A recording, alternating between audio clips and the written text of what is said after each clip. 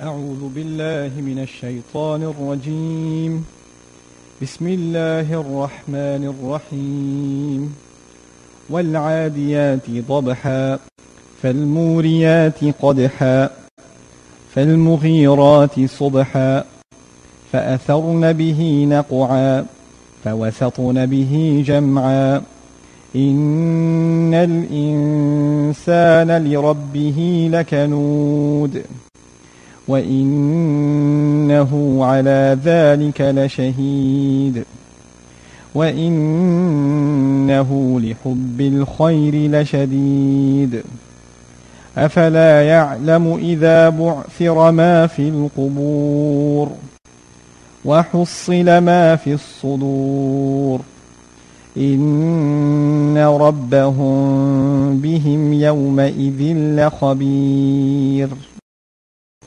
I want to start by saying that this surah is one of my favorites in the Quran when it comes to exploring the incredible logic of the Quran and the way in which the beautiful, creative way in which Allah sets up an argument.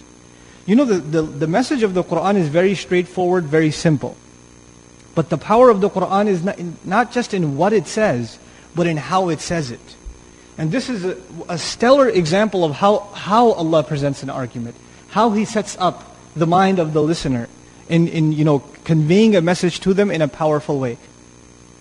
What we're going to learn in this surah, inshallah ta'ala, is the attitude of the human being, the greed of the human being, the carelessness and the heedlessness of the human being, and the things he does on this earth without fear of any consequence. The human being does things on this earth without caring what is going to be the result of this. I'm not going to get caught, so I don't care. Now, وَالْعَادِيَاتِ ضَبْحًا. Allah is taking an oath. And He says, I swear by Al-Adiyat. The word Adiyah, in Arabic, it comes from the word adu, which means to have animosity. But Adi, the masculine form, is used for someone who's running in battle against the enemy. You know, there's in battle, there's one thing you're preparing for the enemy, or your enemies. But when you're actually running towards your enemy, and you know when somebody's running towards the enemy, they don't look left or right, they don't care about anything else. All they care about is, I'm going to kill that guy over there. They're charging towards him. Now that's the form of the word that's been used, وَالْعَادِيَاتِ. I swear by battle horses that are marching forward with animosity. That's what Allah swears by. So Allah is not swearing by horses that are males. He's actually swearing by mares, female horses. Why? Because they used to be faster in battle. The Arabs used to prefer the female horse over the male horse. So already this is not just any car, this is the exotic car.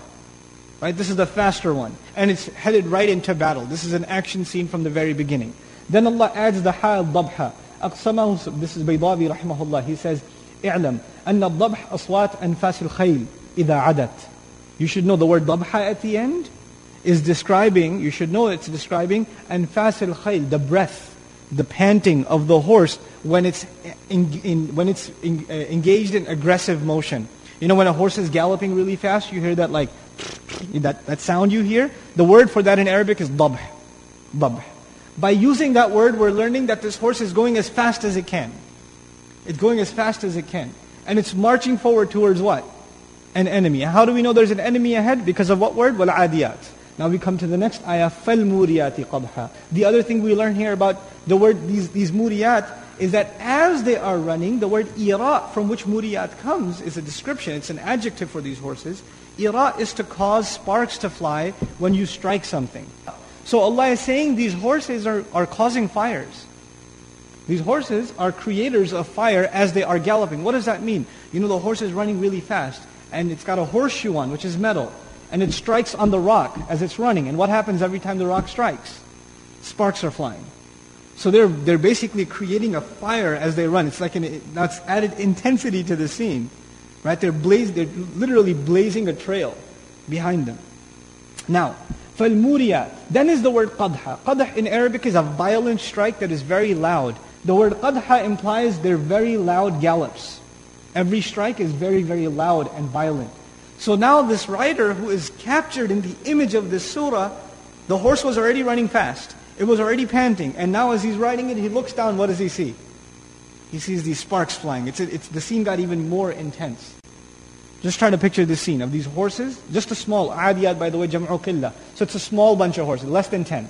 So it's a small group of bandits, if you will, very few, and they're marching forward and these sparks are flying. Then he says, فَالْمُغِيرَاتِ صُبْحًا. Then the next scene, مُغِيرات. يُغِيرُ أَهْلَهَا عَلَى الْعَدُوِّ ضَبْحًا أي فِي وَقْتِهِ. Let's take the meaning one at a time. We'll go to Al-Baydawi rahimahullah. They take their riders right on top of the enemy. Ighara in Arabic means to ambush. That's from the word mughirat. It means to ambush. So we're learning these horses now. First they were marching and galloping forward, but in the next ayah, they've already reached the enemy and it's time to ambush the enemy. So they're at the point of contact.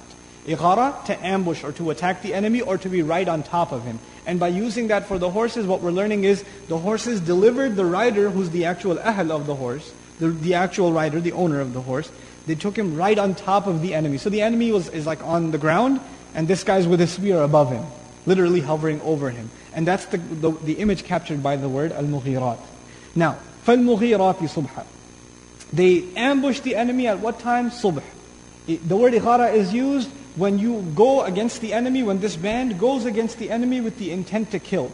أَوْ أَسَرْ أَوْ نَهَبْ. Or to attack them secretly, or to rob them and pillage them. Allah attributed ighara as a noun to them. When a noun is used in Arabic, it means whatever you're talking about is known for that quality. So what we're saying then is the horses are known for running really fast. They are known that whenever they run, sparks fly. And these horses are known for being bandits and attacking the enemy. And they are also famous for doing that at what time? In the morning. Subhan. But if you know anything about attacking and robbing and pillaging, then you know the best time to do that is not the morning. The best time to do that is at night, when the enemy doesn't know where you came from, where you left. You can use the cloak of darkness to your advantage. But these guys over here that are being talked about, they don't care. They're attacking at what time? In the morning. Now we get into the heart of the matter where the action begins. فَأَثَرْنَا. Then they cause, these horses they cause, that's the feminine plural, atharna, noon and niswa, it's used for the horses because Ādiyāt is plural. So they cause something to rise. Athara in Arabic is to cause something to rise. What is it that they cause to rise? Naq'a. Naq'a in Arabic is one of 3 words in the Quran used for dust. Naq'a is used in Arabic when something is moving really fast, like a car or a caravan or even a horse. You know, when something moves really fast in the dust, what rises behind it? A cloud of dust, it leaves a trail of dust. So even if it's gone, you could see some horse went by here because I still see the cloud of dust, right? That cloud of dust is called naqa. It's not just any dust, it's specifically the dust that rises up in the air when something moves by in really fast motion. فَأَثَرْنَا بِهِ نَقْعًا. We talked a little bit about فَأَثَرْنَا, we talked about naqa. They cause to rise, that's atharna. Naqa is the cloud of dust that they're causing to rise. But the word we're missing in the middle is bihi. So what is that bihi? The pronoun he, it referring to. It could be referring to makan. For example, وَقِيلَ الْمَعْنَى فَأَثَرْنَا بِمَكَانِ عَدُوِّهِنَّ نَقْعًا. In other words, when they attack, when the fighting begins, there's so much action on the ground that dust is rising and you can't even see your enemy. So once the battle begins, it's completely covered and engulfed in dust. You can barely see in front of you in the chaos of battle. That's one implication of bihi. Now we get to the final ayah of the oath. فَوَسَطْنَ بِهِ جَمْعًا. Then they penetrate. Wasat. Wasat in Arabic is to penetrate right to the middle of something. The word jam'a could be applied to the horses, these guys that are attacking. Jam'a could also be used for the enemy. Meaning they went right into the heart of the entire gathering. Now you can imagine, the enemy also has line 1, line 2, line 3. You know how soldiers stand in lines? And these guys, it's almost like they formed a spear and they penetrated right through those lines, crushing their way in. And where are they now? In the middle. And when they're in the middle, where's the enemy? Before the enemy was in front of them, but now when they're in the middle, where's the enemy? All around them. The enemy's all around them. فَوَسَطْنَ بِهِ جَمْعًا. Now, when I stop here, I wanted to give you some background about the word ba a little bit. فَوَسَطْنَ بِهِ. Bi could be transitivity, we said taking advantage of the dust. But also ba here could mean al-haliyah, which means immediately as the dust cloud rises, immediately, there's no hesitation. They go right into the heart of the battle. Okay. Now it's a climactic moment. You want to know what happened next. That's what you want to know really badly. Now at that point, Allah says what He wanted to say all along.